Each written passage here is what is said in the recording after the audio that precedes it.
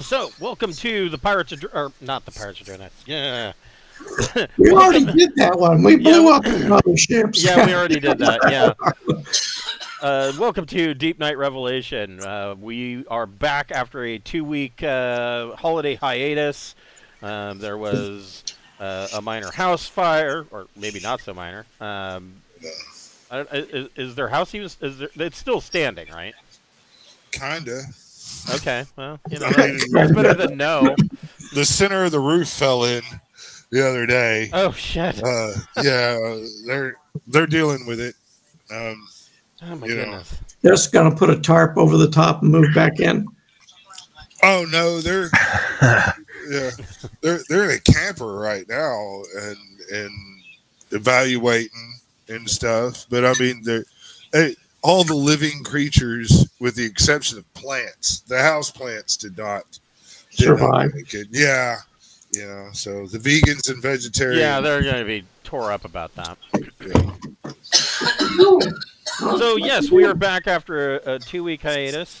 We will be picking up roughly where we left off. So these guys, where we left off, they had basically just left the Alakaya colony on Gudek, and they're leaving all of that ridiculousness behind them to head for point NSY-X, which is where they are supposed to drop their next buoy. Now, this map that we're looking at here is a long-range telemetry, and you'll see that there's a lot of spots that are labeled NSY-X. The one in the middle is the proposed best site, but if it doesn't, I mean, when they were doing the telemetry on this, they were way back in charted space, and so if you get closer to it and you decide that that's probably not the best option, there are all of these other options around it that you can investigate closer. But if we don't drop a buoy, at least in the NSY-X centered one you pointed out, how would they know which ones that we picked? Well, I mean, it will be transmitting a radio signal, and it'll have a big... These buoys have large transmitters. Still, transmissions only travel at the speed of light. But I would imagine that, you know, if they send out a ship that is following you, they will probably be equally equipped with good receivers and science and telemetry package. They'll probably be able to see it. The reason why these other locations were picked as possible alternates is because of their ability to be detected and as part of a, you know, a navigational type marker. They know where these sites are as well. So if it's not here, it's got to be one of these other ones. It might take them a little bit to find it. But before we get started, we would like to thank one of the friends of the Greenwater Guildhall. None of these are sponsorships or partnerships of any kind. They are just products that we really like. And tonight we would like to thank Speechless Bard. Speechless Bard makes beautiful leather products for your tabletop role-playing games, such as leather covers for your core rulebooks. She has a leather dice rolling mat that when it's rolled up it looks like a spell scroll. She has this really cool item called the Spell Compendium that is, it looks like a spell book, and when you open it, it is a bifurcated box. One side will hold cards, the other side can be used as a rolling tray, and on the inside cover it has a magnetic spell slot tracker. Really cool stuff. She does all of the customization artwork by hand. She's an amazingly talented artist. And she even takes that a step further. When she's ordering the leather for her products, she actually goes, she doesn't order in batches, she goes and hand picks out the leather that she wants to use. If you are going to order from her, you'll want to make sure that you give yourself a little bit of time. She is over in the UK, so it can take a little bit to cross the pond. If you are a fan of the show, we do have our own merch store via Zazzle. We have hoodies and t-shirts, and we've got buttons and a blanket that comes in 3 sizes. There's a really awesome beer stein that makes an excellent coffee mug. It's a crockware style beer stein. So yeah, if you want to help us out with the little nitpicky subscriptions and you know, fees and bandwidth and all of that stuff that makes the channel go, you can help us out by going to the shop and getting yourself a hoodie and a button. Now, the latest batch of hoodies are the character portraits from the Saturday's Brawnhaven game, and so yeah, if you help us out, we thank you very much, and we appreciate you.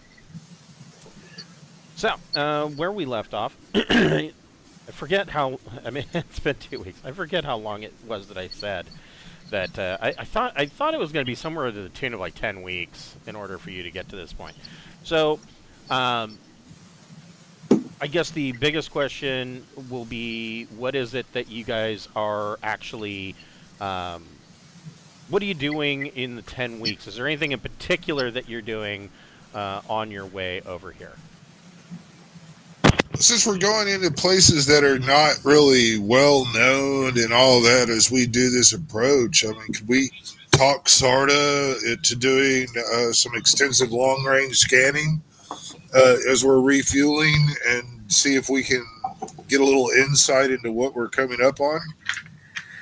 Yeah, I mean, I think that's probably standard procedure, but yeah, I mean, I'm happy to do that.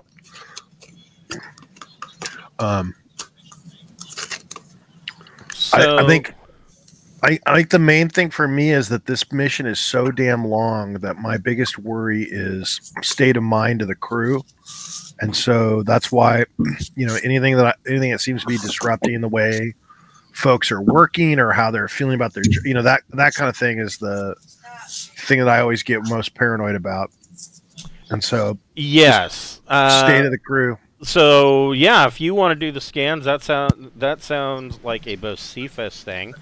So checking on the state of the crew. And I'll definitely, if you do my honeydew list of scanning, I'll do your honeydew list. No worries.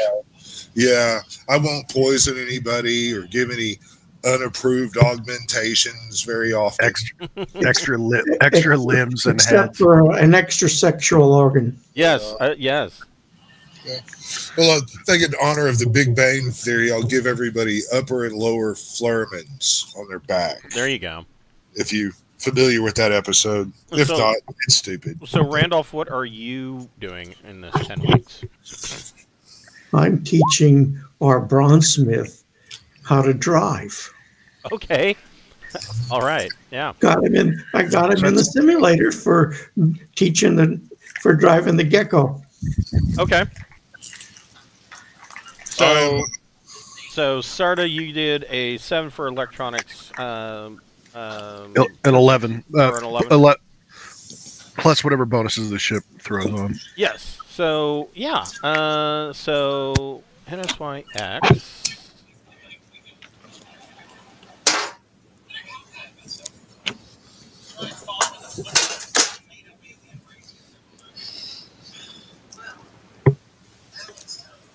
Hold on here. So if we had more time, the NSY-X could actually set up fuel depots for them. It's really that's true. Too bad we don't have time for it.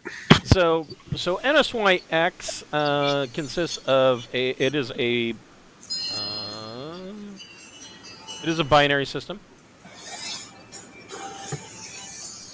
consisting of a G7 star and a Alpha is a G7 star. Beta is a K8 star. It looks like everything. The Alpha G7 star is a is kind of in the middle here, and then the K8, which actually has a solar system around it, orbits Alpha. Alpha, other than the K8 star, has nothing. And in orbit around that K8 star is a large gas giant and 2 rocky planets. And from, I mean, just looking at the sensor notes for NSY-X, you can tell that it basically says that it was chosen as the most likely position for a buoy drop, mostly because there's nothing really remarkable about the 2 stars that are there, and it just seems like a good spot because of obvious reference points. As far as like your long-range telemetry and scans, it does seem that area is rather sparse. Like I said, a gas giant and two terrestrial rock balls. You are noticing that there does seem to be a high amount of stellar radiation in the system, though. Okay. Aiming in that direction, so let's see here. BMM-1.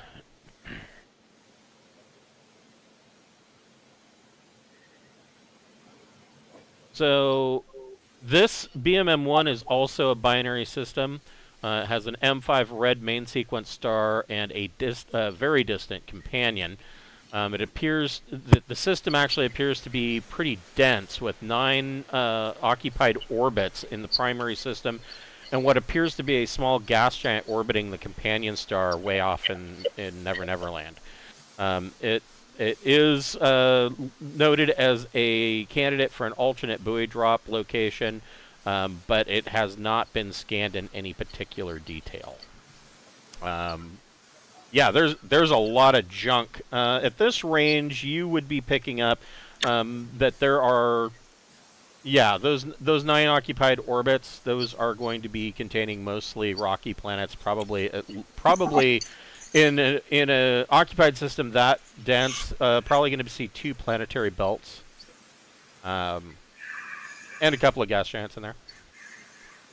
So, I mean, this is another, of course, a halfway decent option. We got to go there first anyway. True. And then, of course, there is NSY-X SL1. SL1. There it is. SL1 up here is a lonely brown dwarf substellar object with no planetary system at all. You do detect that there are a few comets, so I mean, if worst came to worst and you ended up jumping here, you could wilderness refuel from the comets, hopefully. It is listed as being a barren system and not a good candidate for dropping the buoy. And the only reason why you're able to pick up all of this information, even that it is a brown dwarf, is that you're closer than anybody else has ever been. So yeah.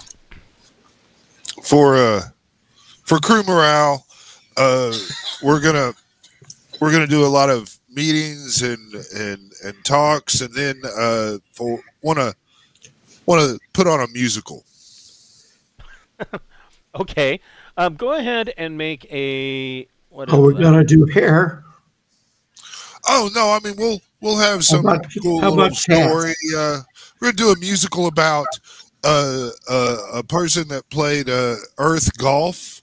Was gonna go pro, but they kind of had a meltdown on one of their final games, and so the guy goes and recenters himself with this old master, and then he's going to make a resurgence, and then throughout the comeback of the singing, he's going to be going for the victory, and he's going to come down to the last hole, and it's going to end up where if he makes this putt, he wins, and if he doesn't, he'll tie at the very least. and before the putt sinks in, we're going to do a finale song, and we're not going to tell anybody if the putt made it or not.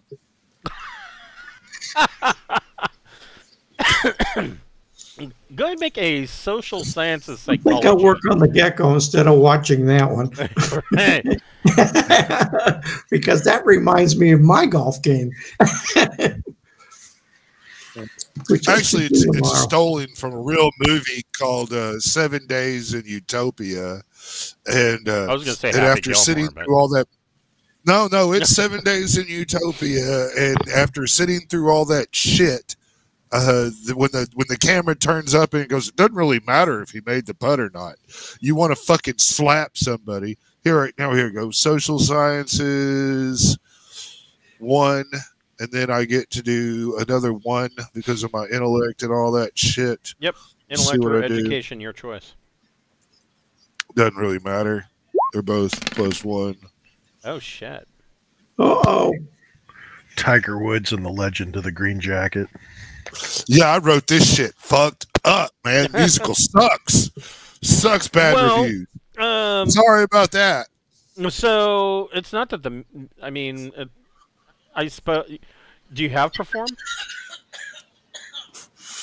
No.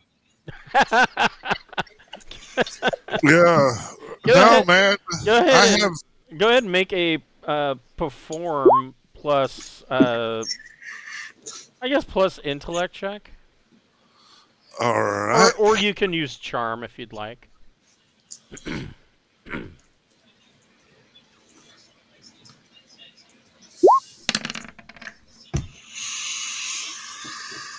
7. Jesus. So, yeah, your idea of doing a play goes over pretty poorly.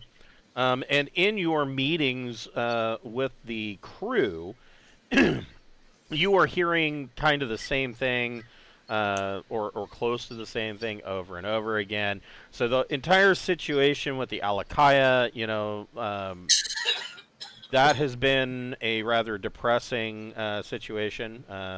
Especially the mission division, they are quite upset that first contact didn't necessarily go the way that they were hoping, and then there was a world war that broke out, that the crew has basically now kind of learned that was accelerated by the fact that they existed, that you guys showed up,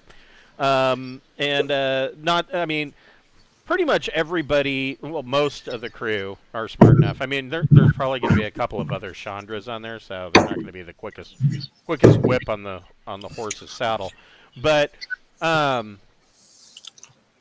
most of the people realized that whole war was going to happen whether you guys were there or not. It's just the fact that you showing up and having rescued a bunch of 500 Alakaya and their breeders, you showing up then accelerated plans to begin this world war, that it's not going to just stay on that world. That entire area, that whole region is going to erupt into war, pretty much about the size of a subsector. And so most of the crew are pretty down about that. You have that is of course the forethought on everybody's mind, but it's likely a catalyst for everything else. A lot of people are a little homesick. You've been away for starting on 6 years, and so people are homesick, and there are some of the comforts that charted space would offer people that are simply it's not going to be available out here. I mean, you can get facsimiles and kind of try to make do, but not a whole lot. Movie night and having books and audio and television shows that SARTA has made sure to collect has helped, but I mean, it's It's kind of like whenever I say that when somebody used to say, oh my God, there's so much stuff on Netflix, you'd never go through all of it. Bullshit. I think we went through all of it in like the first month of the pandemic, and so no, there's not that much on Netflix, and you're a liar. And so. So yeah, there's that. People are homesick. They miss the creature comforts that they're used to, and on top of that, they are stuck inside this 75,000-ton cruiser that, especially Randall. You guys are used to living your life and performing on much smaller ships. I mean, the Revelation is so big, it's like you're walking around the inside of a mall. But still, yeah, my Type S was kind of small. Yeah, the Type S is that's pretty small. But I mean, even you guys, you walk the same halls long enough, and it's going to get old. So there's a whole bunch of factors. The crew morale is down. I wouldn't say it's in the dumper, but it's down. But overall, there is a feeling of depression going throughout the crew. Yeah, that's what you get for Snake Eyes. Even the command staff. I mean, you guys being a part of command staff, but you've noticed that even Captain Belmont and the first officer and whatnot, the bridge crew, even they're lower than usual. They seem, Captain Belmont and the XO seemed a little bit more snappish than usual. Is there somebody on the crew that is rubbing people the wrong way? I mean, if I was to pick somebody out that is the least liked person on the crew, could I do that? Yeah, and then we could space them. No, where I'm are not you going with that. this? I'm curious. Our annual purge. Yes. Right. Well, I mean, I think you already killed the second most obnoxious after the first most obnoxious. Right. Died. Well, Yes. I wasn't. So you're now looking for the third. No, I wasn't gonna kill anybody, man. I was gonna do social engineering on them and see if I could change their personality into a way that, through hypnotizing and stuff like that, see if I could make them a more enjoyable person and ease the tension on the crew that way. Make one more social sciences plus education check.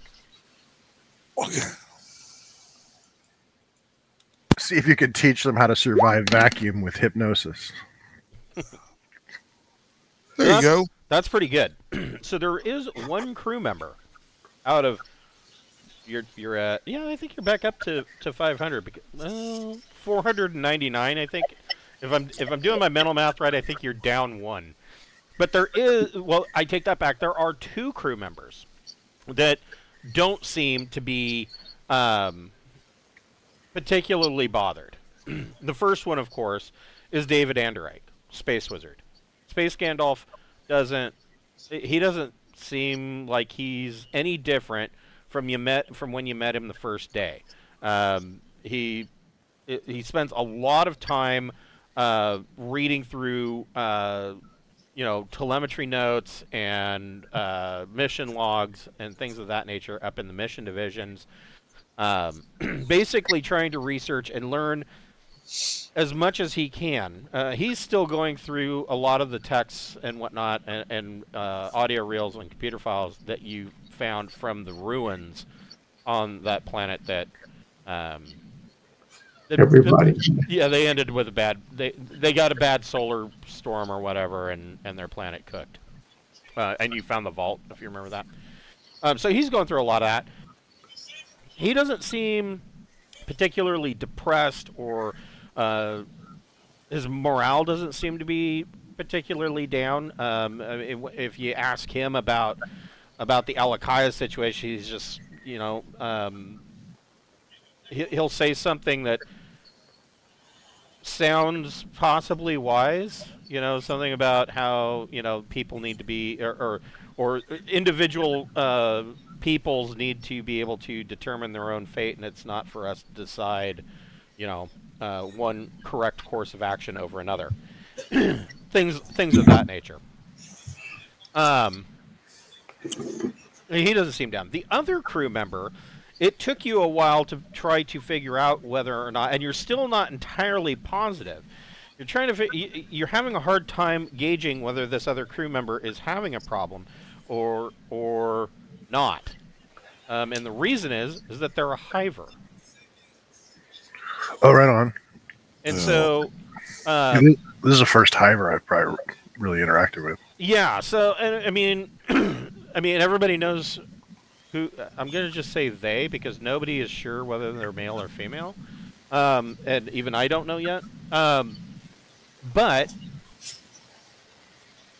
they don't seem any different. They don't. I mean, it's almost like when they do talk, they and of course it's probably because of their vocoder device. It's all monotone anyways, but nothing that they're communicating would show any kind of depression or morale loss or anything of that nature. Their efficiency hasn't gone down. You have noted that that efficiency across all of you have noted that efficiency across the board has dropped a bit. So how many hivers are on this ship? One. Poor thing. Well, I mean, how can he be have him alone? Have him bunk with the insects. I don't know. I don't know that he would actually like that. So there is, and I'm opening up. That's true. The thing about hivers right now. You would think that they wouldn't want to be solo. Well, he's not. They're not Kukri. I mean, Kukri can't be solo. They will commit suicide. If you pull them away from a herd, a Kukri will end themselves. But hivers, hold on. Here we go. Hivers as travelers. Sounds kind of what I am looking for. Or maybe not.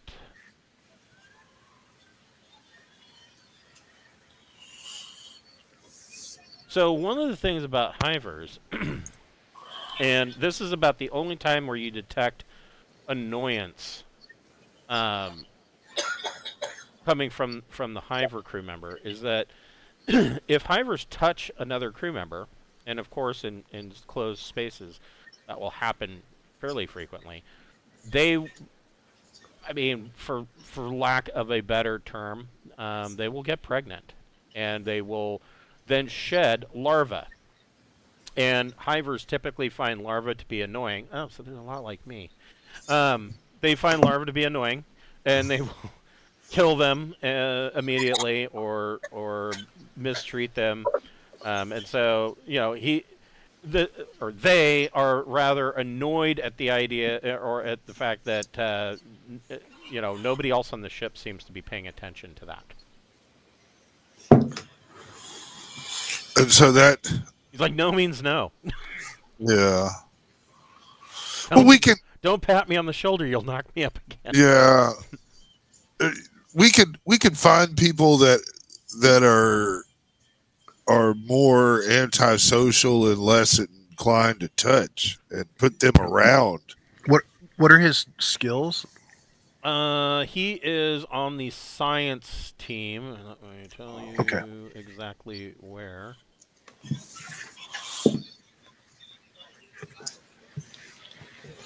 He in the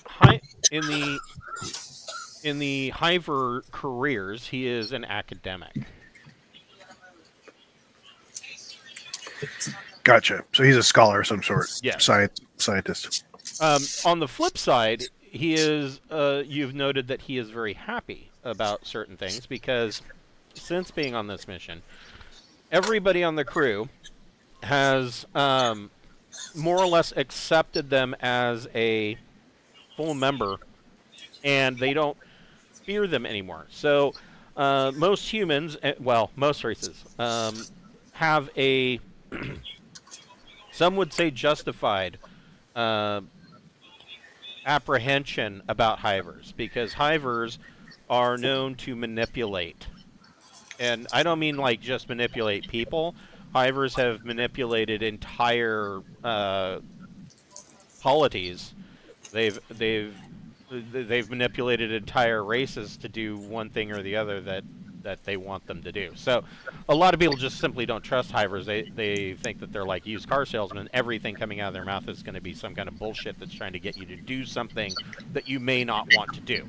But since he's been on the crew, they have, you know, people have accepted them as, you know, a full member of the crew, and it doesn't seem like anybody's particularly frightened of him.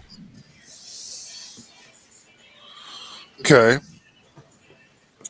Well, I mean, if he's getting irked by people touching him, or if he comes in contact that really pisses him off, perhaps we can make uniform requirements around him. You know, wear gloves, long sleeves. That way, incidental contact will have less effect on the fucking hiver. Yeah, because it's not like it's not like they can wear long gloves and sleeves. Because I mean, they're kind of like walking starfish things. Yeah, yeah. And in return, we're gonna ask the hiver to try to manipulate the crew to be accepting of not going home for a long time. So, through the vocoder, the hiver kind of, there's this really creepy, robotic sounding laugh comes out, and he explains to you that they are an academic, and he says that he never went into the manipulator profession. Oh, damn. Well, I mean, if we've got a lab that has more space, somewhere where he's not going to be as crowded with other co-workers, I think that would probably be ideal. Maybe something set up closer to his living quarters so he doesn't have to commute a lot. Yep. You know, anything we can do to help him, you know, spend more of his time with less people around him. You know. Yep, and all science crew will now have full PPE requirements when going to work. PPP, particle projection penises. Yeah, no, PPE, personal protective equipment, gloves, glasses, long sleeves, Face shields, spit magnets. Not the new PPE that we got during COVID. I mean the actual job requirement. The actual job requirement stuff. Yeah. Yeah, yeah. So yeah, I mean they are very thankful for all of that, and he wants you to make sure that you understand. He's not irritated and annoyed that the fellow crew members, you know, the accidental contact. He realizes, you know, it's just human nature, and you know, Vargura nature. Not so much the Aslan, but they don't like to be touched either, but for the entirely different reasons. He wants to make sure that you know that you understand that hivers just generally have a disdain for the larva. Well, I mean, they're horrible parents. how it is that they grew to be an entire race is really. Well, we don't. I mean, you know, if we can cut off that thing that irks anybody on anything, we kind of need to take the steps to do it, especially after a bad ship morale bid. I mean, that's what I'm thinking. We put a lot of time and effort. I mean, maybe I could do something about just psychically trying to tell him he's happy with an imprint thought on him. I could do his moods. Psychically go around and make people that seem sad glad. You know, there's a skill for that. Let me look it up. I wouldn't know. No, it's psychic stuff.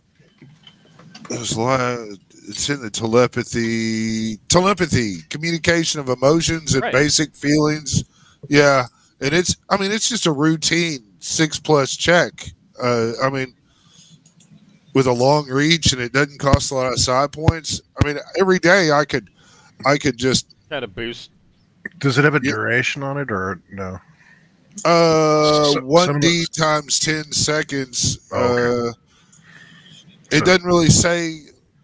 Not the real ability long. serves well in handling animals and beasts of burdens, but may also be applied as a psychological weapon against siphons.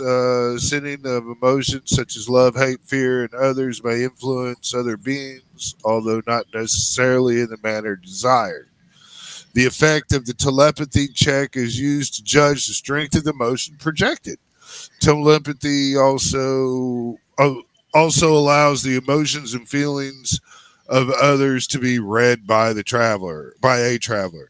Other telepaths will always recognize when someone's using telepathy to bend their emotions, but the rest of y'all won't. And the change of mood may be dramatic and inexplicable, but most will simply ascribe it to the nature of human emotions. So, I mean, I don't think they would know that I'm doing this, except for any that might be psychic. Well, and even if it only lasts for, say, I mean, if you get lucky, it'll be an entire minute, 1D. Right. 1D times. But, God, I mean, it doesn't matter if you could just boost it a little bit every day. There's so many seconds that they have a happy thought or a happy emotion that can make over time that can make a huge difference. Yeah. Some of these, if you raise the difficulty level, you can make it last longer. That's why I was checking to see if there's a duration on it or not. Right. I mean, just how long the actual stuff I can do their emotions. I don't know if it's an immediate drop off or not after that. I think it's just I have a really happy thought now. Things. I mean, if I made someone euphoric in ecstasy by doing a really good roll, I mean, I think that would relieve a lot of stress and have some, at least for a day or so. I mean, make somebody feel a little better. But a cumulative effect of spreading it around to the most miserable people on the ship, and it couldn't hurt. So and it's real cheap. So Randolph, go ahead. Make a you're teaching the blacksmith's apprentice to drive. Or bronzesmith. Yeah. So go ahead and make a drive wield plus dex check. Or actually, you can make that plus intellect if you. It depends, whichever you want. Or education, because you're teaching it. Nice. Okay. So, yeah, he's actually picking it up pretty good. He's he's doing the simulation. You're showing him, the proper way to handle the gecko should that ever be a requirement. And he's actually picking it up fairly well. Now, make a recon plus intellect check.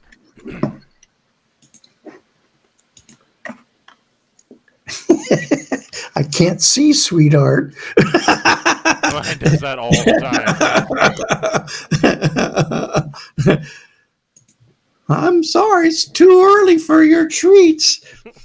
So, as you have taught him how to do whatever it is you're teaching him to do, and he's practicing on the simulator. You, out of the corner of your eye, completely unrelated to driving, you notice some bare wires sticking out of a minor valve console on the wall.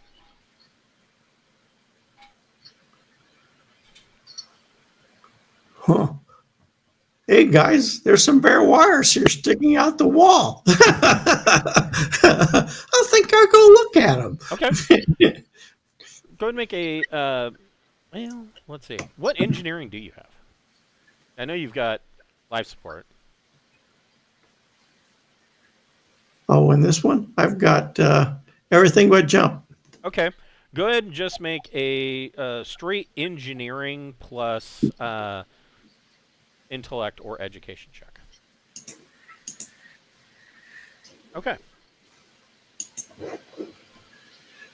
So you take the time and you kind of fix these wires, and it's just I mean, nobody untucked them.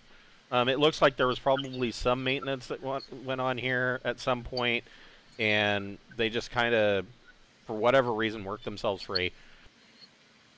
And it leads you to kind of, now you're curious. You know, are there other instances of this?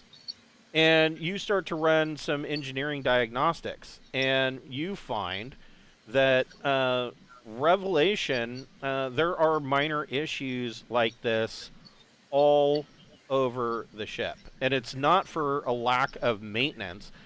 It's simply the fact that Revelation has not been in port or in a suitable dry dock for going on 6 years. Yeah. I mean, even at Denman, when you got your, and I say this in air quotes, a refit. I mean, it wasn't really a full refit. It was a quick job in a you know, mobile. Well, it was obvious they wanted to go home.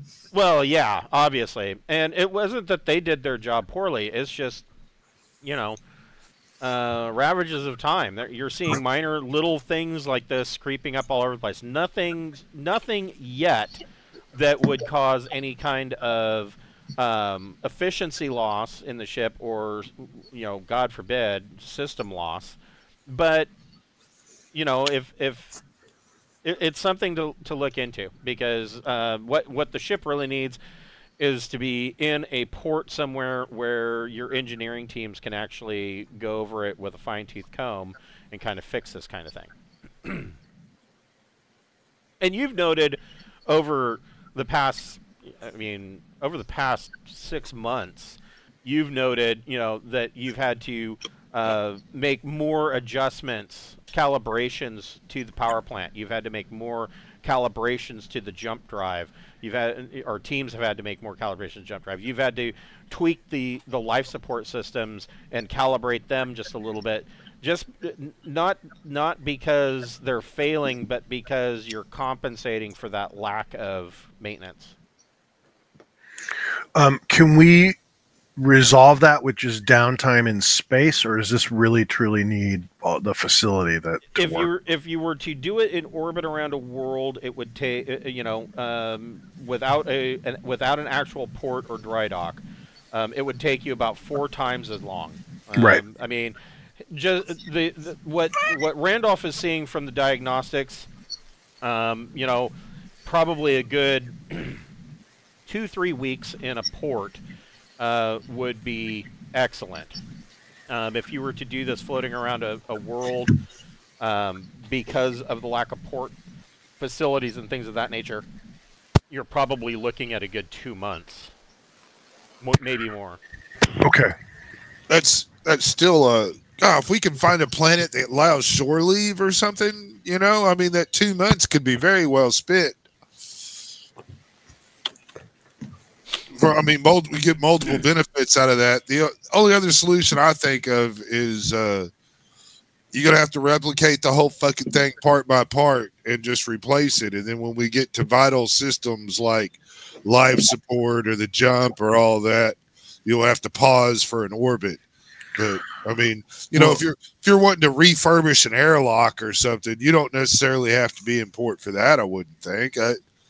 We'll make sure our mineral needs list is current, so that we have an idea of what to scout for whenever we're refueling. We can always be looking, you know, whether we're looking in belts or on planets, we can be scanning for whatever minerals we're missing. So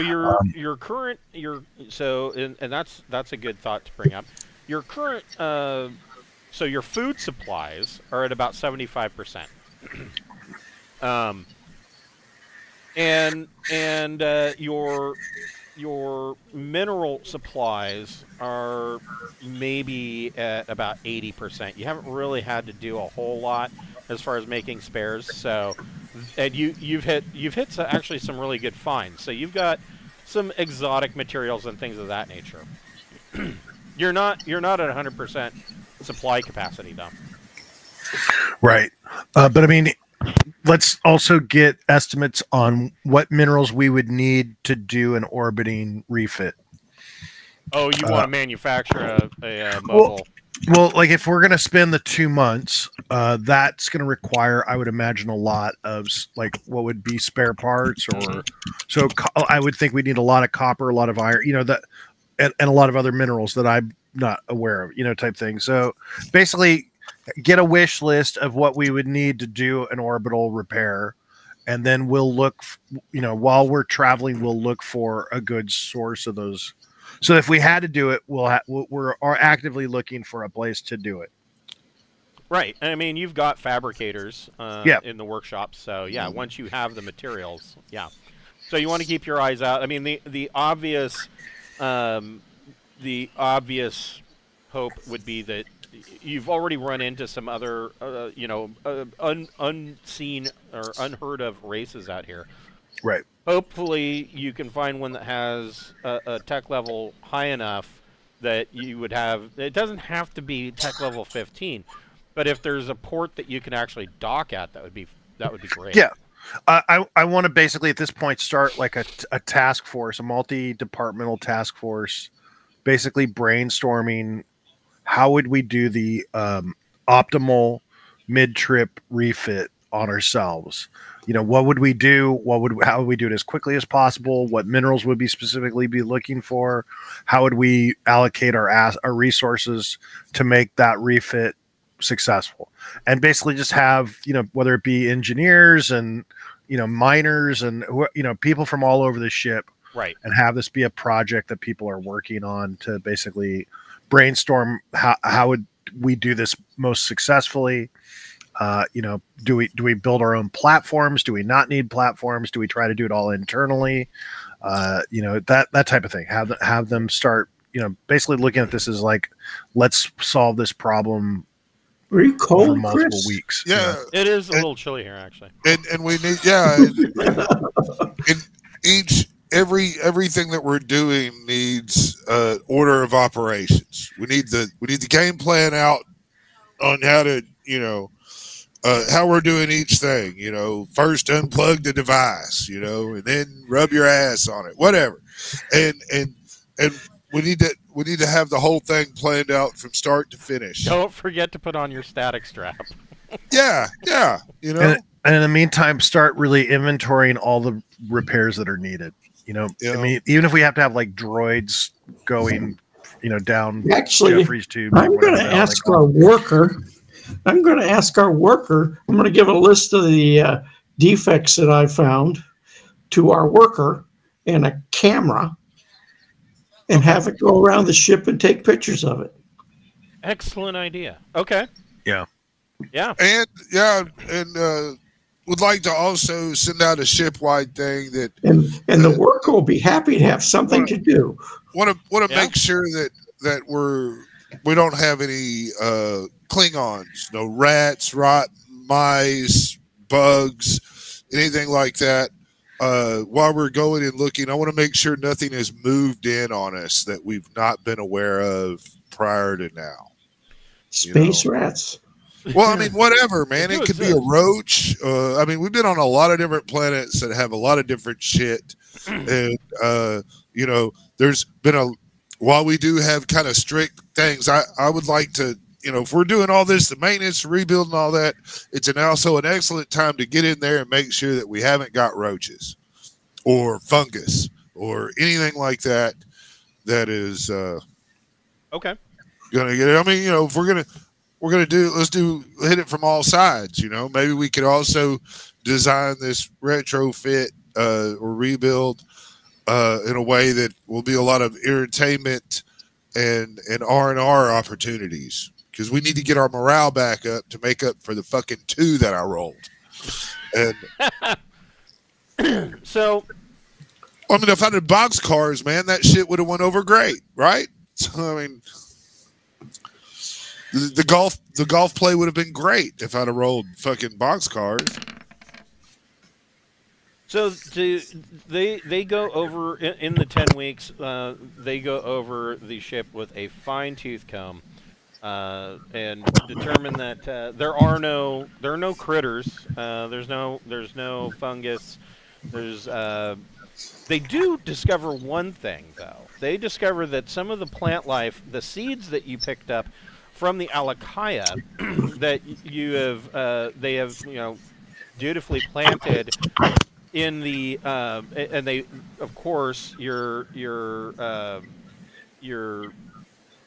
biologists were smart enough that they quarantine them in the soil in your hydroponics bays. The plant life or vegetables and fruit that are growing, they don't dare mix it in with the rest of the population of the hydroponics bay because they act almost as if they are an invasive species. They will take out everything else in order to continue their own growth. They're like bamboo. Yeah. Well, they were growing at a pretty bad place. Right. Yeah. It's like, yeah, and now it's in the hydroponics bay, which is an ideal environment, and so it's growing like a mix between bamboo and blackberries. Do they taste good? Yeah, maybe we could do some great fucking gene splicing and get some hybrid stuff going on and see if we can get the best of both worlds. Make alien corn. Well, I mean, if we could make, tomatoes. No, blackberry apples. Yeah. Yeah. Oh, well, I mean, the size of hand fruit. Right. If you could take a school nice brandy out of that and make it grow fast, then that would diversify our food more. That's true. Well, and that is one benefit, is that it is growing at such a advanced rate. I mean, you have a lot of vegetable and fruit where you're at like the 75% loss, I'm sorry, you're at 75% total capacity. Yeah. So if we could make some stuff grow faster. Yeah, you've got fruit and vegetables. You're lower on water and proteins. Oh, yeah. That's why we need a CHON machine. Well, we can, yeah. Oh, we could get the monkeys. Ever read the science fiction about those? No. It's a machine that you feed carbon, hydrogen, oxygen, and nitrogen, and out comes amino acids. Yeah. So there is that in Traveler, and it produces a paste that they refer to as glop. Basically, you can feed into it any organic matter. It doesn't matter what it is, and it will crap out glop. And you can survive pretty much indefinitely eating glop. Your morale is going to go through the floor if people are having to eat glop. It would be like eating oatmeal every day. Just got to get the monkeys to fuck it. That's the glop comes from the Doomeress books that Traveler was based on. Could we feed the monkeys glop and then eat monkeys? I mean, we could monkey stew. Maybe we could find monkey brains. Well, I mean, if we need.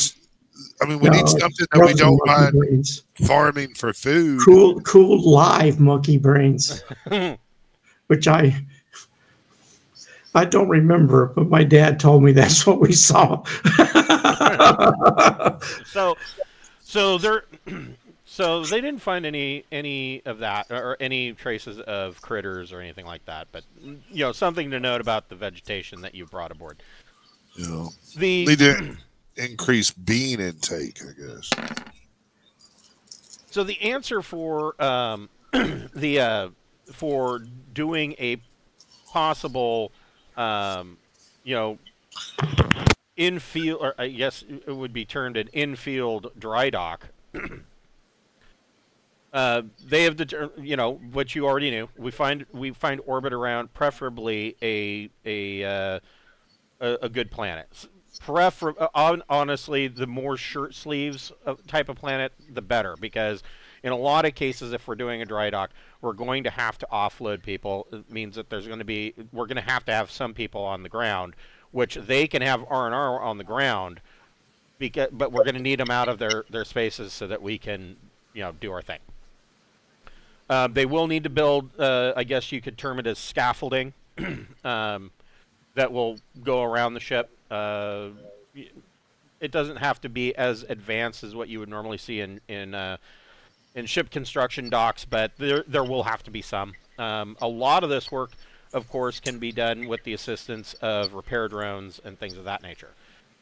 So they are estimating that if we are able to find a suitable planet that we can orbit around, and even better if that planet already has either mineral resources on the planet that we can mine, or if there's somewhere in system that we can mine and shuttle it back.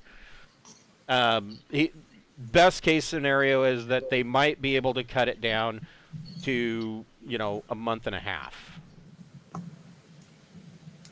Obviously, the ultimate best case scenario that would be foremost to anybody would be that we would find a race that had someplace where we could dock, we could make friends with them, hopefully, and we could actually and not cause a civil war. Yeah, without causing another civil war, and hopefully then do whatever repairs that we could do there, possibly even trade with them for some technology. Because even if they're lower tech level, we can always kind of uplift stuff. So, I mean, some stuff. I mean, a screwdriver is always going to be a screwdriver, but. No. Well, we need to take our time. No, you can make it a sonic screwdriver. Right, right. We need to take our time, and as we're going, GL12. We take a little extra time to find minerals and shit that we might need. Search a little bit harder as each time we stop to refuel. Okay. Need to do that. All right. So what I'd propose is that people can propose similar issues, and we have this this task force basically evaluate any other problems that come up, things like this, like it's just to be ahead of the game. That come up with a hypothetical problem that we might face, and then have the task force work on how to address it best. Yeah.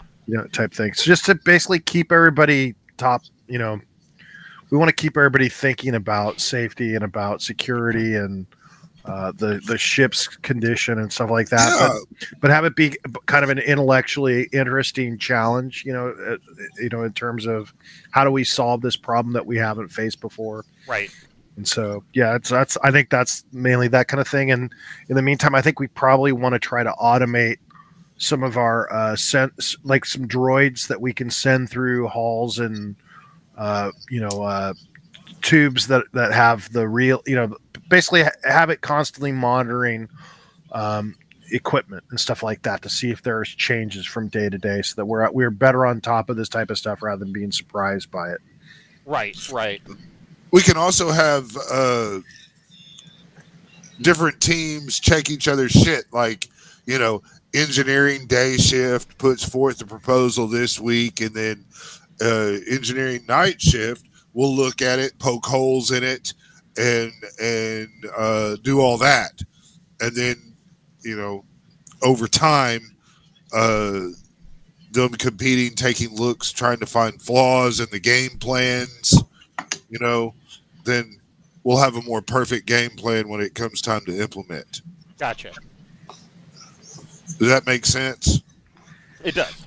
Yeah. So in the since coming up with this plan, unfortunately, there have been not a whole lot of suitable locations to find decent amounts of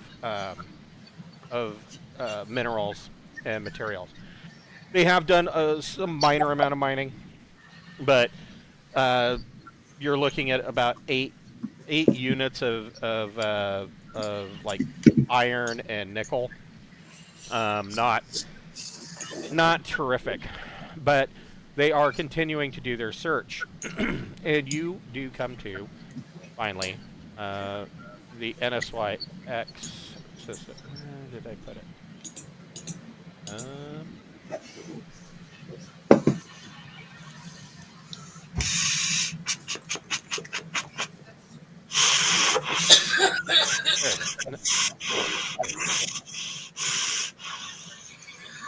So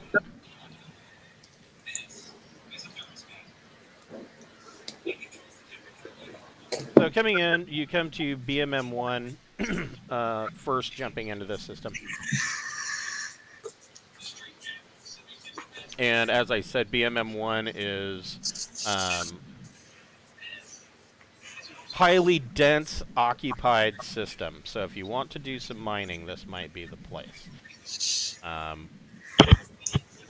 Well, then we need to. We need to take time of mine until we get. I mean, if we're going to do a refit, we need our fucking supplies to be at about 125%. If we can get minerals, can we also get food stuff? Because I know that we're also low on organic food stuff. So is this more like belt mining or? So in the BMM system, there are 8 planets. 4 of them are gas giants. 3 small gas giants, 1 large gas giant. Then there is a planetary or a asteroid belt. Then there are the outer planets. There are 3 outer planets and another belt that kind of surrounds the entire system. And then beyond that, of course, there is a Kuiper belt.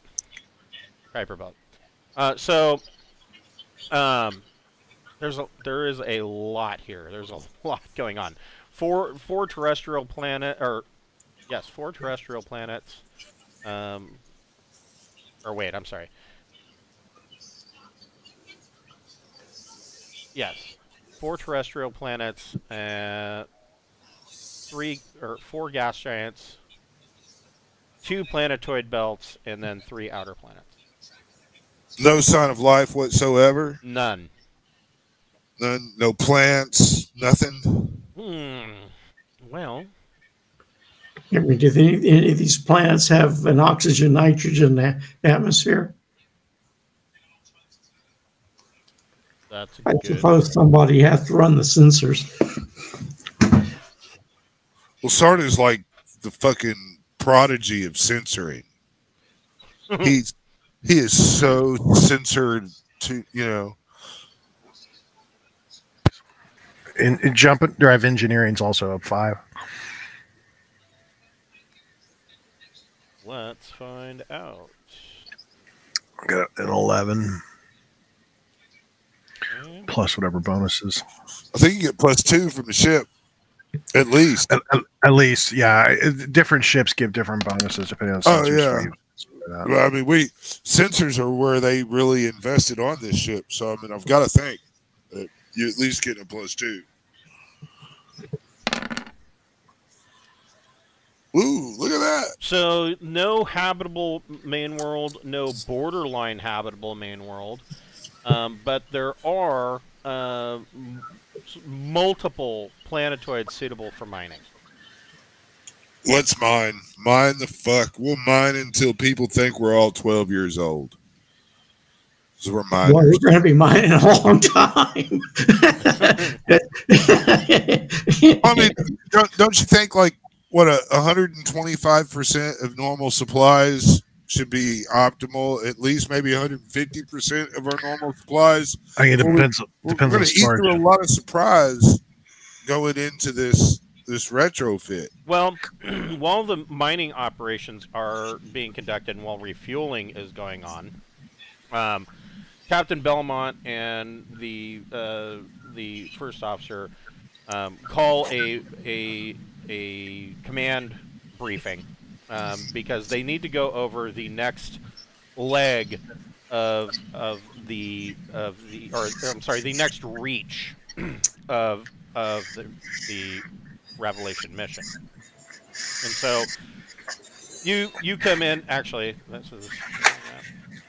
this is your Deepnight Revelation briefing room, and there's a big holographic tank in the middle that brings up whatever it is that they are trying to actively look at. And that other map was what they are actively looking at. And so this is the next reach. And so a reach is, you know, a series of plans and missions in order to get you from this point to an end point, and then another reach is set. And so NSY-X was the end of reach A.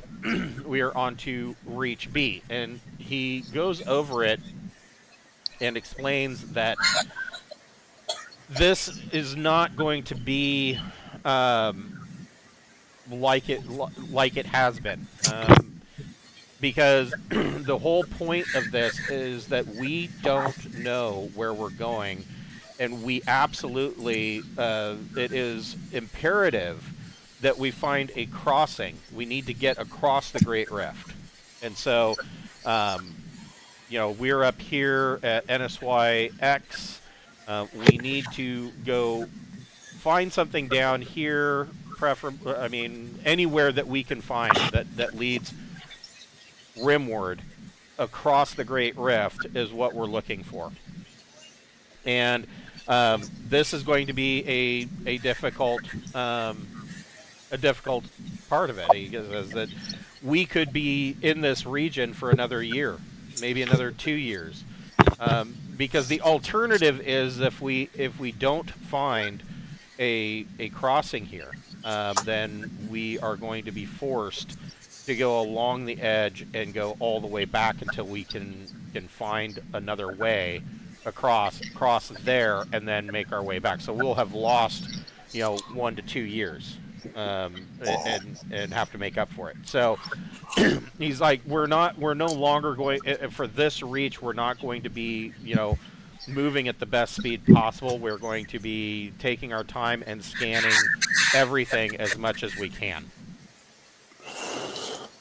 Okay. Sounds you good. know, I did that fucking huge ass download of the alien drawing. Yes. Is there any chance I can sort through any of that and find out if our old buddy knew anything about the path they were thinking about taking? No, because they hadn't made it this far yet. Oh, so they were still going to search for the fucking same thing. They were going to look for the same way, yeah. Now, the mission designers back in Charted Space, there are a couple of interesting areas here.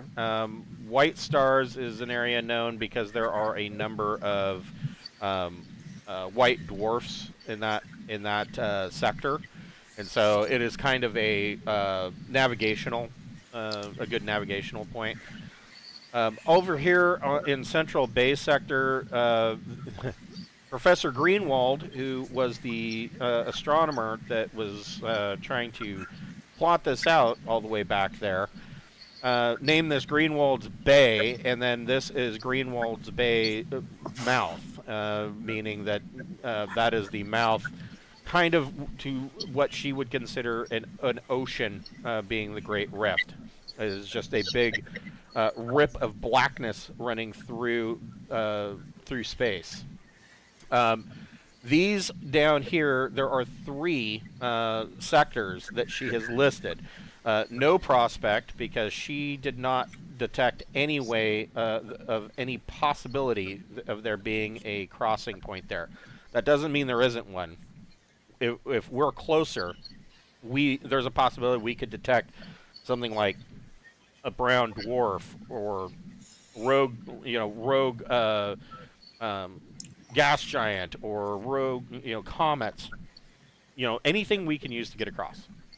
Best prospect was the sector that she had named because she thinks that is the best possibility that there will be a crossing point.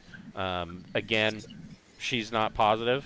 And then, of course, there is Last Prospect, which is the absolute last chance for crossing in this region. And then, of course, there's Open Rift, which is just, it's going to be like jumping off of a cliff. So that is his spiel for this is the next reach. He says that he wished that we had better news. He has had the sensors operators the entire time since you left Denman. He has been scanning, looking for a possible early crossing point, and none has been found as of yet. Well, I mean, we're at NSY-X. Correct. So, I mean, the very first logical place to really check out is this uncharted gap here. Right. I mean, well, we need to look at that. We need to chart that. Yeah. So, I mean, he's not seeing any reason. I mean, we haven't jumped to NSY-X yet. He's not seeing any reason so far that NSY-X wouldn't make a good buoy drop point. Yeah, I don't see any reason why it won't. I mean, yeah, it sounds good to me. Yeah, I mean, the buoy drops. I mean, that's secondary. If you ask me, the priority So is are we to finding any copper? find a path. Copper, gold, silver, iron. Yes, you're finding all of it. So, in fact, you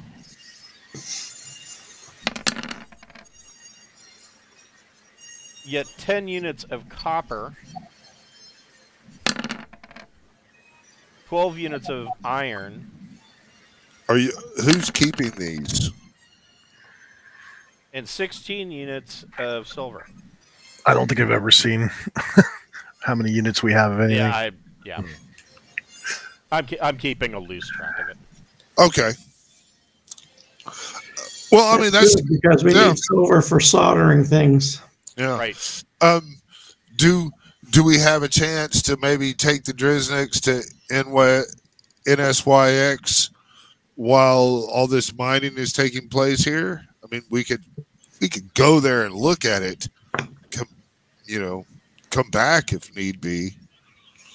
You could. I mean, all of the time it takes for them to do all that mining. I mean, they're going to have to go that way anyways. 1, 2. We're not going to save any time. They could jump to. Yeah, you wouldn't save any time because they would jump basically to NSY or SL1 and then jump to TMM or TMMM and then continue on into Uncharted Gap from there.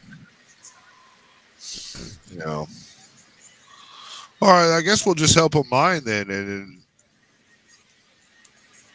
try to push on. Okay. I mean, the only other thing I know to do is it depends on how long they're going to be mining here. If it's going to take 3 or 4 weeks to mine, I mean, we could jump to one of these other systems and look and come back, and not slow anything out and get more information, like the AL Alpha or SM1, So yeah, the captain thinks that. I mean, this has been such a rich find. He thinks that they're going to stay here for 7 days. Do any of you have a profession like mining? No, I've got science planetology. That's as close. I'm a chemist.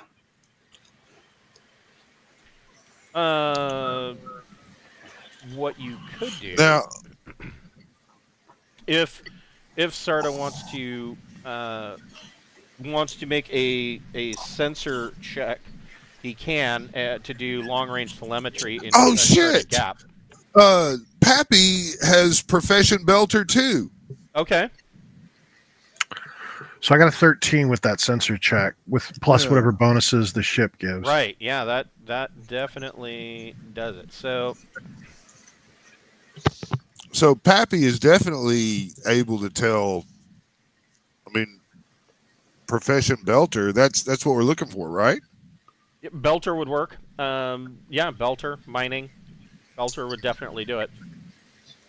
Pappy's got a pelter of 2, so... So if Pappy wants to make a Belter plus intellect check, he can assist. Oh, and he's got an 11 intellect. Hell yeah, look at Pappy. He's going to give us a +3. Okay.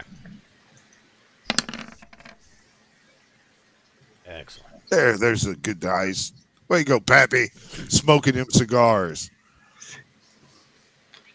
Yo ho ho.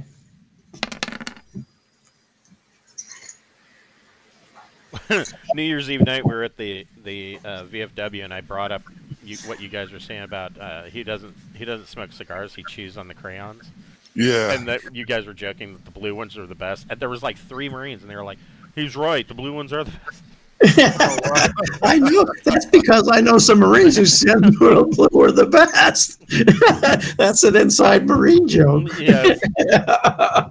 So, yeah, and every one of the guys there, it doesn't matter what branch they're in, I'm like, yeah, every time you see a Marine, they're chewing on those goddamn crayons. Like he's like, you can't put them in anything. They're chewing on them.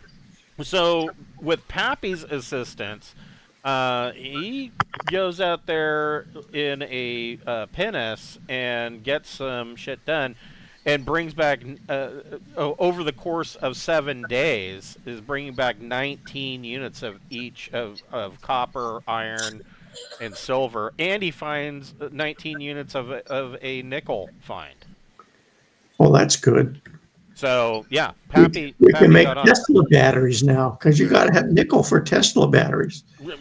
Now you need some cobalt, and about 100 children to mine it. Oh wait, adults can't mine cobalt. True, 100 to do it. So looking through through telemetry, SARTA is able to look into a subsector of the uncharted gap, and so I will let you know that I actually randomly generated this today. This is not from any of the books. I just randomly generated, and potentially each one of these systems has. I mean, we can do a quick check and quickly generate the worlds. I mean, we can create a world. However, SARTA is picking up, I mean, relatively weak, but you are picking up radio signals from 0404. Oh, wow. Okay.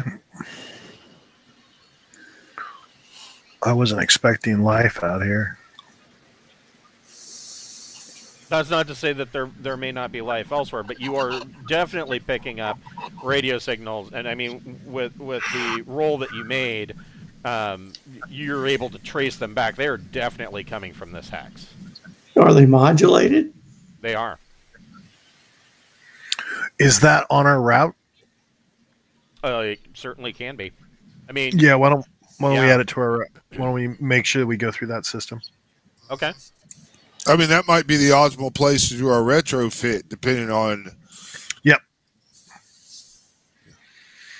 Also, keep in mind those radio signals are probably really old. Sure. So let's see here. 1, 2, 3, 4, 5, or 5. What? 20 years old. Yeah, they're probably about 20, 25 years old. Oh, that's not too bad. We'll get there just as they die. Right? That's been your guys' luck. Either you'll show up right as they're starting a war, or you'll show up right at the day after they had a cataclysm. They'll just finish the war. Fortunately, the space station will still be up there, but nobody's alive. I mean, I know that it's better off to do retrofits in other places, but I mean, if we have a real higher tech than I mean, it's safer to do it just on a planet that we can just land and pet goats or something, you know, and just do it on our own. But the idea of another species contact is really intriguing. I mean, they might know things we need to learn. So, I mean, contact is important on that. But as far as the retrofit, I mean, God, you really put you in a vulnerable position to take the fucking computer offline and power down the fucking shit. I mean, so if that is the direction that you're wanting to go, your missions team, well, most of the science division is all kinds of excited about this, and so they are going through and doing what would be known as radio archaeology. So they do determine that these radio signals are anywhere from 20 to 25 years old, based on your telemetry. The radio signals that they are receiving, there's not a lot of them, which is good, because if there's too many that they're receiving from a single source, then it suddenly becomes a problem of trying to pick them out and be able to decipher them. But it appears that there are a combination of television signals, or what you might consider television. They're not sure what it is that they're seeing. Most of the video is garbled. Also radio broadcasts. And it appears some of the radio broadcasts may actually be communications, but they can't really translate, because after 25 years, these were low powered signals, so they're pretty garbled. Can't bring any kind of picture up on anything. It's like and I know Wes is going to know what I'm talking about. Back when you could still get porn channels on cable. Yeah, and you didn't pay for them. That's what it looks like. Yeah, but even with that, I mean, if you looked at that long enough, you know, that line, the garble moves around. I'm just saying. Did it though, or was that our teenage imagination? Man, if you watched it enough, you'd see some nipple, you know, and then you could see a little bush. I mean, but I'm just. If we look at it enough, could we get a basic idea on, you know, are these humanoids? Are they starfish? I mean, you know, real basic. Who wants to make a communications plus intellect or education check? What was it again? I'm sorry. Communications plus intellect or education.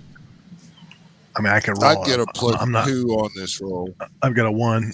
I'll roll it, but I'll help it. I'll do the task. Yeah, do a task, Shane.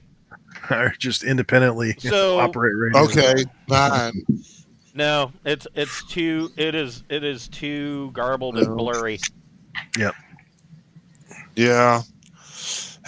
I really don't like that new deodorant you're wearing, Sarda. It's just really affecting my ability to really crank down on thumbs. Man, it just, God, it smells like dog ass. Dolphins are so they have so much to do with pheromones. Yeah. Well, I'm going to go back to the storage container and get some more Old Spice. Do you want some, Sarda? Old Spice, is that your rum or is that the deodorant? The answer is yes.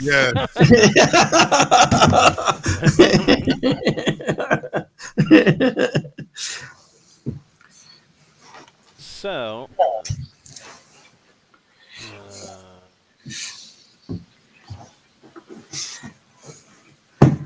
here again.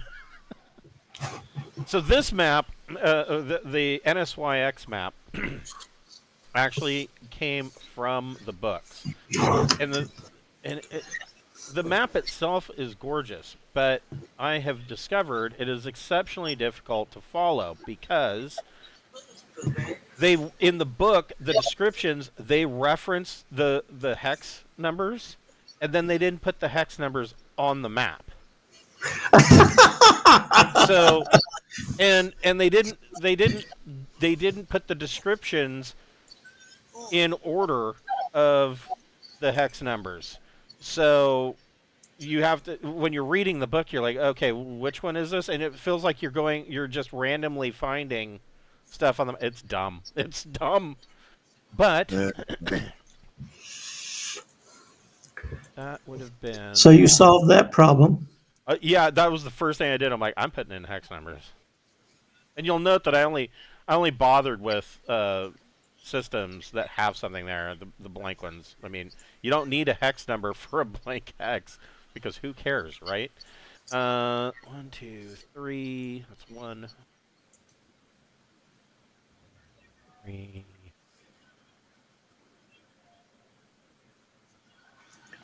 Four. Okay. Well. So in 2 jumps, that can put you here. So you're looking at about 3 weeks total with refueling time, roughly. That ain't bad. Yeah. So can we refuel there? Wait, no, you don't want to go there, do you? You can go here. No. You can go here. Yeah, you wouldn't go there. Or you can make it. Well, we could do a wilderness refuel with the comets. 4, 5. But that would take forever.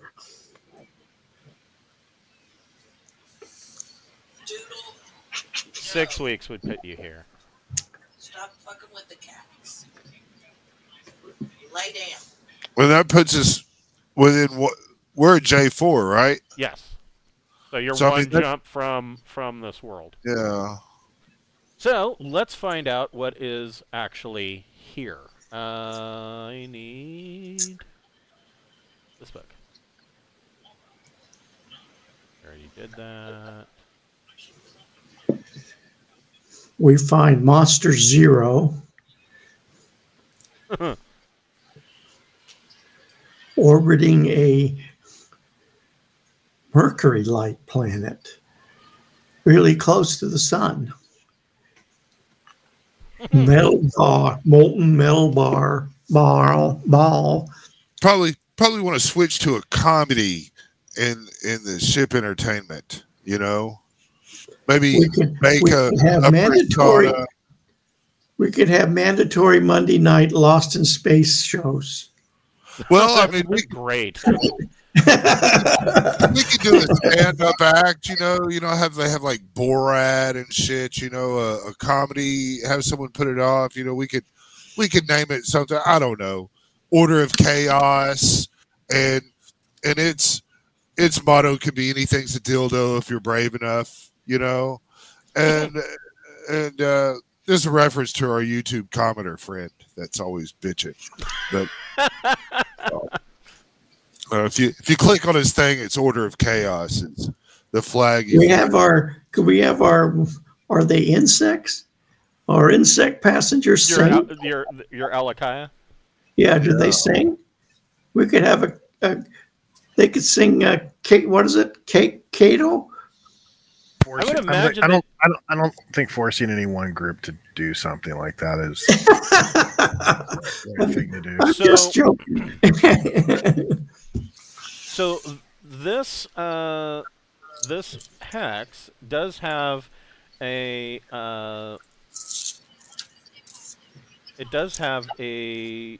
series of gas giants. The one we're in, the 0703? Correct. But it appears to be a protostar system. This is a new planetary system. Well, that's interesting. And you are the rest of the so there are a couple of small gas giants that basically the whole system is sitting in nebula gas, there is a protostar that is forming, of course, at the heart of it. There's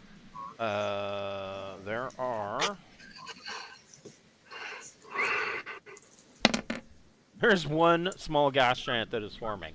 The rest of the system is all planetary rocky debris that in a, couple billion years may actually be planets. Aside from that, this is a fairly new system. And when I say fairly new, it's probably, what, a couple million years old? Right. Gas it, grab it, and go. I mean, that's all I know to do if there ain't shit here. Okay. All right. Right? I mean... Yep. Concur. All right.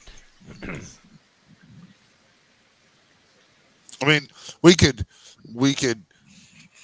try to check out those radio signals a little better before we go jumping. See if we could get any more information about what the fuck we might be walking into with another species. I mean, if all their TV shows make us think we're walking up on the Klingons, we might want to avoid it. Whoever wants to make another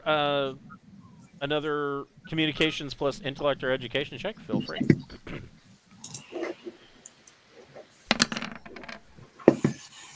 Yeah, I'm gonna let somebody who's better qualified. I got a 12. I still rolled a 9. Got a 12. So the imagery is still fairly garbled, probably because the radio signal is traveling through this protostar system. But you are able to catch a couple of frames of imagery of what you're seeing. Most of these, they don't seem necessarily to be, maybe you wouldn't classify them necessarily as entertainment, but they're not necessarily what you... The closest thing that you can think of is that they're informational in some way, or maybe it's considered news. You're not sure. But it appears... It's an infomercial. It appears that they look like this.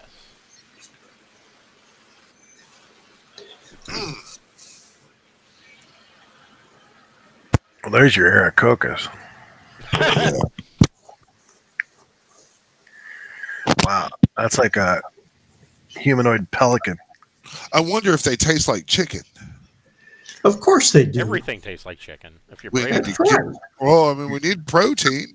I mean, it's gonna have, the wings aren't going to be as good, right? No. They need a lot more sweet baby. But those thighs, man. Yeah, we get a back strap off of it. Your translator, over the period of days, it does pick up. Their language is a. From what you've been able to ungarble, their language is a hectic mix of squawks and screeches. But the translator, you're noticing the translator is having a problem, and the reason that it's having a problem is that it appears that any audio that they're giving on these broadcasts is switching from one topic to the next, like in mid-topic, like mid-sentence, and they'll switch to another topic. And you're not sure if that's because the broadcast itself is garbled or if that's how they actually communicate. I don't think we should trust any species that's patterned on flying and being in the air. I mean, to do that is just unnatural. Look, I understand you guys like to walk around on land and all that shit, and I can accept that, okay? But anything that really tries to leave being in a grounded state, I can't trust. I'm sorry. Says the dolphin. The other thing that the translator has been able to pick out one word that the computers and these mission scientists believe is the name of these people, and they are known as the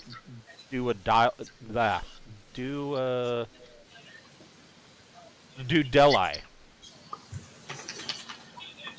Man, we're going. I get it, but yeah, my spidey sense is tingling on this shit. Oh, it is. Why is that? Man, they're fucking bird people. Can't trust them. Bird people are always bad, huh? Me as a player, I'm intrigued and I want to go check them out. But I'm role playing a dolphin guy. I thought you were into having sex with every species you found. Oh, just because I don't like them, don't mean I won't fuck them. That can be some of the best sex you'll ever have. Yeah. The more you hate them, the better it is. Yeah, those are two totally different topics. Come on. So, You humans are fucking crazy. So, Deepnight made all of its astrogation and power and jump checks. And what are you doing anything in the week to prep for arriving in the system? Man, we really need to be prepared for fucking first contact. And I talked to our Sir Royal Duke's niece. Okay. And have her get the gunners ready. Okay. Okay, And so they you're going to talk do a week to of simulations. A week of simulations. so you're going to talk to Alex and have her prep, simulations for the guns and okay. Sarda, Bocephus, anything? Or are you just dusting off your fancy uniforms, or Yeah. are you getting like? I'll just do an inspection and clean up drills. I'm gonna go. Assuming we're gonna have to give tours. Yeah, I'm gonna see if there's any kind of species and known anything in our databases or anything else that might closely resemble these guys. Maybe even search through my drawing memory dump and see if I can come anything that relates even closely to what these abominations are. So you don't find I mean, another drawing or kind of bird. Yeah, I mean I'm thinking maybe. So searching through the archives, I mean, the closest thing that you can find are chirpers and droin that are. They clearly have chirpers and droin clearly have a common ancestor. Which we'll probably find out more about that in our next Wednesday night campaign. but you're not seeing. There's too many differences. I mean, the droin are, yes, they're avian, but they are more of a lizard avian, whereas these guys clearly, from the couple of still images that you got, you're assuming, and now of course these are still blurry, you're assuming that this is what these guys look like and that you're not watching some weird broadcast where everybody's dressed up in costumes. I mean, can you imagine what aliens would think that we look like if all they ever got was Teletubbies? Oh, it'd be crazy. Yeah. I mean, yeah. Maybe that's why I trusted drawing more, is because of their lizard and reptile nature. Is just a far more trustworthy set of DNA than birds. I don't know about lizard brain, but so Deepnight comes out of jump a week later, and of course immediately starts prepping to do. Cameron needs to. There we go. Goes ahead and starts prepping and doing its usual fuel grabbing bet.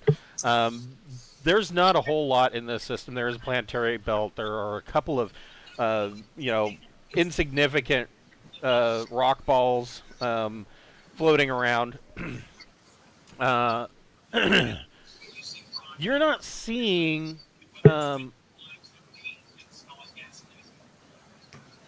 You're not seeing any other craft in system.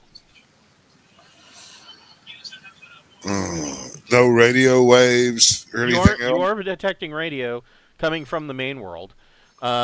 Estimates, the world population appears to be in the tens of millions.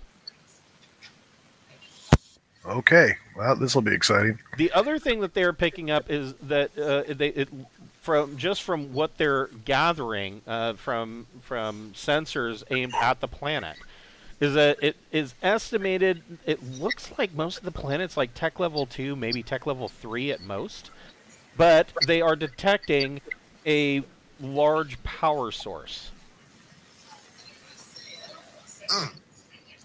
Now, just because they're primitive technologically doesn't mean they're primitive psionically, and that should be explored before really too much goes. Well, I'm just saying we need to put out some feelers and see if, you know, are they Jedi? I mean, you know, witches, what, you know, devils. So that's it. The devils. The translator has now picked out 2 other words.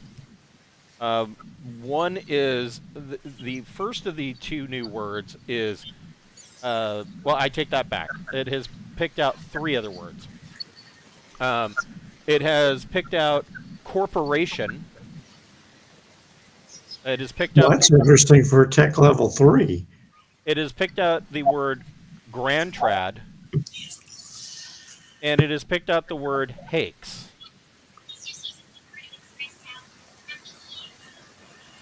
Do we know what those are?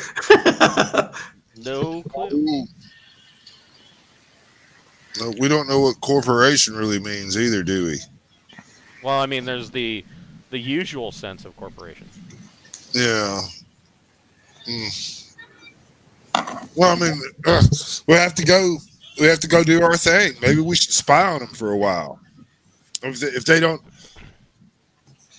maybe approach them on a smaller ship, you know, and kind of. You want to take the NSY-X? I want to take the Windex. I think we ought to take our little NSY-X and do an away crew, bringing Gandalf and. Okay, Gandalf and Pappy. Yeah. And Donnie and yeah, him too. Yeah.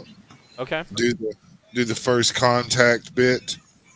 Okay. Make sure that, you know, it's safe. All right. Have Pappy make a piloting plus dex check.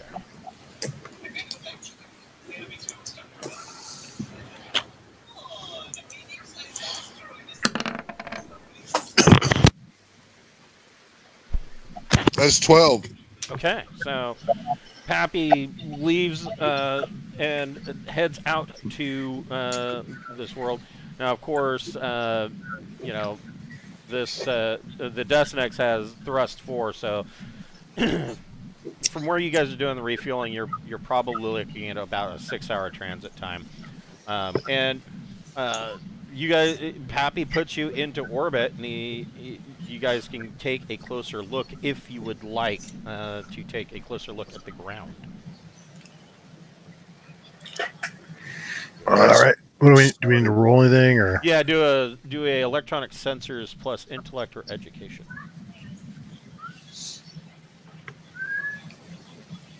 12 plus bonuses from. Okay, so 14. So, looking through your sensors, you kind of take a look, and you see that most of this world, it looks almost pristine, like it's practically untouched. It would not be considered necessarily like like Earth, but it is a wet world. So there are a lot of rains. The countryside seems almost pristine. It is dotted with modest-sized little towns. You know, there's smaller villages. There's huge areas, wild areas of wilderness between any of the major settlements. And you do see that there are a series of farms. And as you're swinging around the planet, you start to come into view of where that power source is detected, and you see that in the center, so there is, how do they put it? There is a region around this power signature, and that is surrounded by a much larger city, and there's a web of roads that come off of this city, or come off of this central structure where this power signature is coming from. And surrounding that city, you see that there are entire swaths of land where the trees have been cut down. There have been mines that have been dug into the ground, just surrounding this entire area. It's almost devastating compared to the rest of this untouched countryside. And in the city, there is a large metallic structure, circular with a domed top. You can immediately see that this is a grounded starship, and that it is now kind of acting as like a palace or fortress in the center of this city. And it looks like this.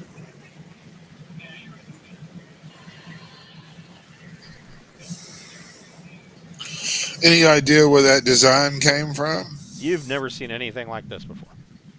Okay. We've never smelled anything like it either. I can tell you, your sensors are reading that it is close to 15,000 D-tons.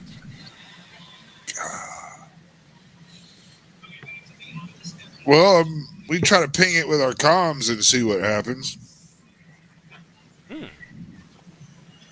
Okay.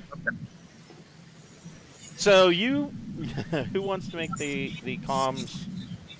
So how are you pinging it? Are you just sending a hello world message? What are you doing? Well, no, I mean, I know we don't speak the same fucking language, but I mean, I'm sending a... this would be math. They would know. I sent them a series of flashes in prime numbers. Okay. Okay. So you send. I'm sorry. This is a 2 -1 on whatever I roll there. 9. Okay. So you send this tight beam message directly to this ship, and after about 2 minutes, you do receive a response. You get a video message of a creature. That's not very nice. A person that looks like this. That's not a person. You were right the first time. That's a creature. That is a better creature. I trust this species far better than the others. This one looks wholesome, welcoming. Why, yeah, it can hug you multiple times. And it seems that the message is kind of the best way to describe it is the message is a canned response. It is on a loop. And your translator is just chewing on it, working on it. The spaceship kind of looks like the being. Yeah. So we'll go ahead and send something back. Which one of you humans want to talk to the microphone and say something that they won't understand? I mean, you're the best at doing that. Okay. I will. I'll make a little video recording, and it'll say something of, "Hi, we're people far away. We're here. You know, hear us roar." Okay, so you reply back. Maybe something a little bit more eloquent than that, but an introduction to us and that we're on a peacekeeping mission to save all life forms. I mean, this would definitely. I mean, if this works out well, this would be a good place to do our repairs. I mean, even if we build an orbital station of some sort to do the work, they'll be able to use that at some point. Yeah. So you send your follow-up message, and there's no response back. But in this amount of time, so probably about you guys are still up in orbit for about 2 hours, and kind of waiting. I mean, are they going to reply back? Deciding, kind of watching through the sensors what's going on down there. The translation unit finally comes back with a rough translation of what this repeating message was saying, and it comes back as welcome to Grand Trad City, owned by Grand Trad Trading Association.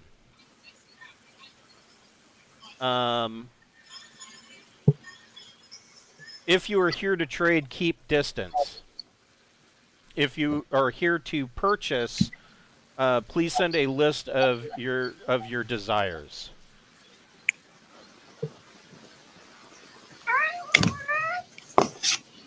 Okay.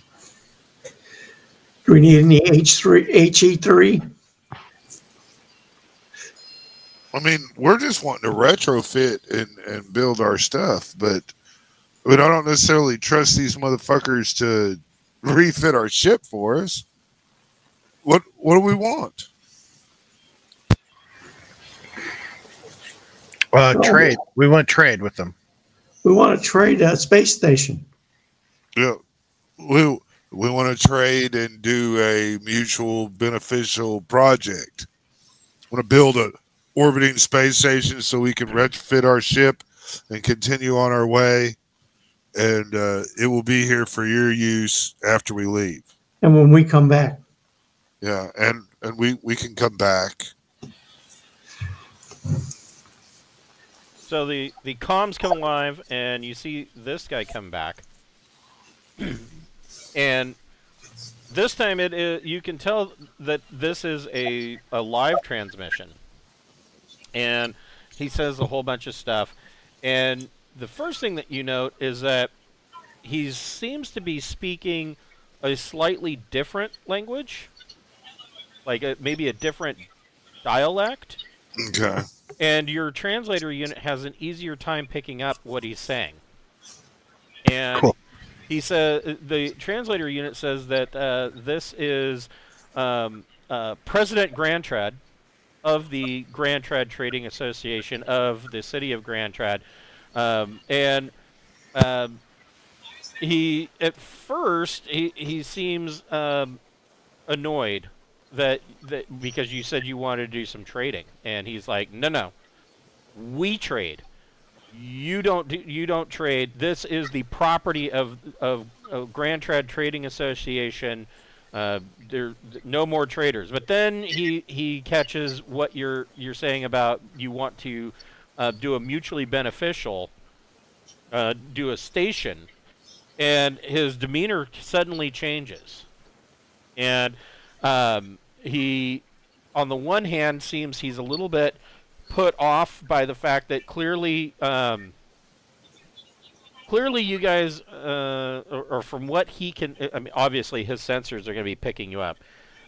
He's going to, of course, be a little bit off-put by your tech level, but by 70, we don't have how much does our ship weigh? Well, that's a good question. Our ship's small. Yeah, I think NSY-X is like 200 tons. Well, maybe. I think the NSY-X is probably bigger than that. 200 tons.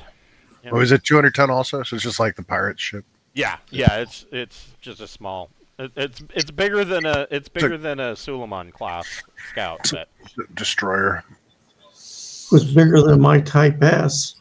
Right, yeah, that's a Type S, a Suleiman scout or a Serpent scout. Yeah, so it's a little bit bigger than that, but they're little frigates. But compared to 1,500 tons, It's pretty small. Oh no, 15,000 tons. 15,000 tons. Yeah. So his demeanor changes, and the translator comes back that he believes that he says, we believe that you can do that. We can do business. We have a class, or we have a starport, and looking through your sensors, you can see that it could be depicted as a Class C starport,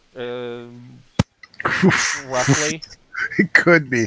Class C is the lowest level starport there is. Well, I mean, yeah. I mean, it's not a D or an E, you know. Those are planet side, yeah. Yeah. No, this is planet side. It's a downport.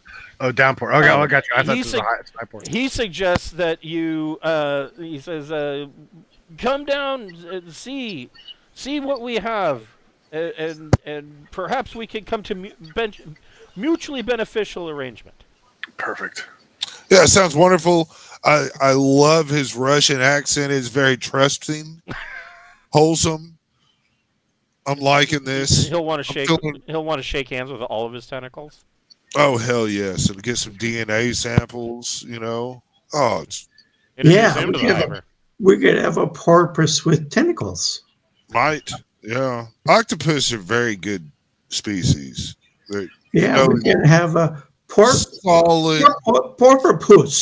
Solid foundation building blocks there. But I guess if everybody's cool with it, we'll go land at their port, send a report into the Deep Night on what we're doing. I think that's advised. We should let them know that we're deorbiting. meet with the group that's been working on this whole project and try to figure out who should come with us and what we should be looking for and asking for in terms of resources. Okay. We will pick up the rest of this next week, Friday night at 7 o'clock on the next episode. Sounds good. All right, cool. Sounds By the way, I've been trying to get people to join the group. Oh, good. I put a couple of advertisements out on the local Facebook stuff. Yeah. We have room for more players. Yeah. See if I can find another old fart that wants to come play. Well, man, I mean, there's a lot of them that read science fiction, but so far I can't get any of them want to play it. I would say that the bulk of Traveler players are usually 45 plus. I've got, even if they're not really familiar with Traveler, I mean, I've got Stimpy and Pappy Johnson are rolled, already in the crew. You know, if they want to play those characters, they can. I'd hand it over so fast, really. You know. Well, I'll try again tomorrow morning at the Social Singles Club breakfast. Okay. I mean, all the old farts get together and eat eggs and bacon. Nice. And black coffee. But I mean, most of the characters are usable in a crew. You know, I'm sure they could pick up some skills to fill them out to make them more player characters. Oh, definitely. But talking about that, the new characters for Wednesday night. When I created them, I noticed that there's a place where you can there's an optional section where you can add some skills. Yes. And I'd like to add 3 level 2 skills. Sure. Why not? Armed melee, gun slug. Yeah.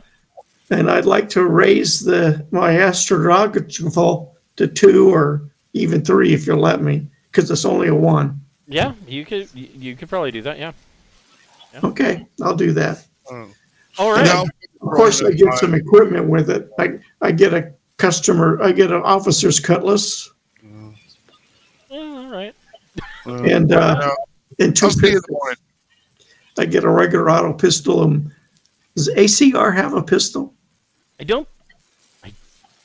No, I don't think they have an advanced combat pistol. I think just auto pistol. I mean, auto pistol's fine for on board ship as an officer, but off planet, I want something a little heavier than that. Right. So yeah. So yeah. Go ahead and do that, and we will pick this up next week. Okay. Thank you. Have a good night, guys. Sounds good. Thanks a lot. You're welcome.